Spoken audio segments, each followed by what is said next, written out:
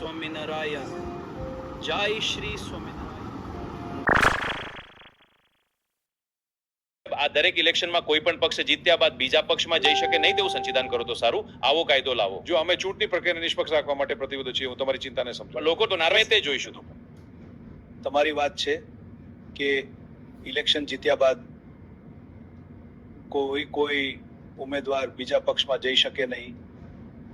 સાહેબ, જે ઉમેદવારને લોકો પક્ષ જોઈ વોટ આપે છે તેમને દગો થાય છે.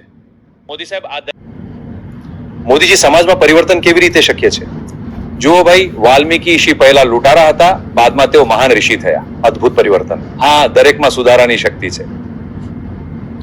હું પણ વાલ્મીકી ઋષિ જેવો હવે શુદ્ધ છું, પણ મારે દેશ ચલાવવો છે, કંઈક સારું થાય તેમ હું ઈચ્છું છું.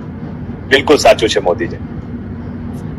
પણ મારા નામથી, ઉફકો નામથી જે ચૂંટાય છે તે મારા જેવું આચરણ કરી શકતા નથી. હું મજબૂર થઈ જાઉં છું. Amazing!